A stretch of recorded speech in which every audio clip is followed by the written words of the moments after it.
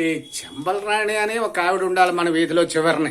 సూరిగాడు వాళ్ళ అమ్మాయి ఎప్పుడో 10 ఏళ్ల క్రితమే బొంబాయి వెళ్ళిపోయిందన్నారు. నెంబర్ దొరికింది, పోయాను. ఒకసారి మాట్లాడదాం. చిన్నప్పుడు మన ఇంటి దగ్గర వచ్చి కూర్చునేది కదా, వదిలేసినట్టు ఉంటుంది. అమ్మాయి చెంబలరాణి.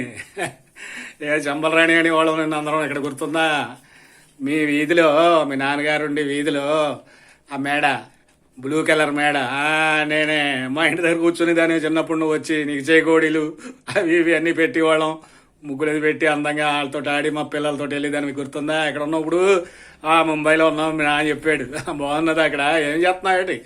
వ్యాపారం, చిన్న వ్యాపారం చేసుకుంటున్నావా? చాలమ్మా, బాగుంది, సంతోషం. మాట్లాడాలి కదా. ఇప్పుడు 10 ఏళ్ల క్రితం ముంబై, మళ్ళీ రాలేదు ఇక్కడికి. ముంబై ఎలా ఉంది ఏంటి? మరి నీకు ఇక్కడ ఉంటుండగానే పెళ్ళి అయిపోయింది. తర్వాత ఏమో నీకు పిల్లలు ఎంతమంది ఏంటి చెప్పు?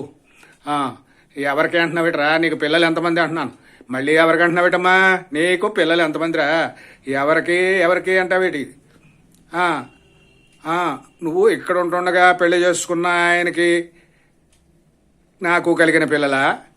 రెండోది, అక్కడికి వెళ్ళిపోయిన తర్వాత ఈయన వదిలేసి ఇంకొక ఆయన్ని పెళ్లి చేసుకున్నాను కదా, ఆయనకు నాకు కలిగిన పిల్లలా?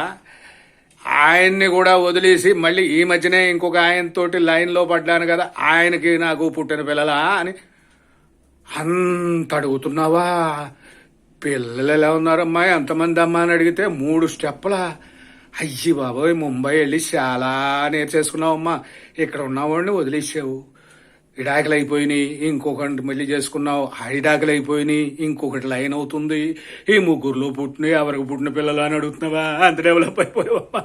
వద్దురా బాబాయ్, ముంబై అంత గ్రేట్ అయిపోయిందా? వస్తానమ్మా నేను ఒకసారి. నేను రానా? వద్దాం, రానమ్మా, ముంబై రాను. అక్కడ ఇలాగే ఉంటుందా? ఏం తప్పు కాదా? రానమ్మా, ముంబై రాను. అమ్మా పెట్టేయమ్మ ఫోను. నేను ముంబై రాను.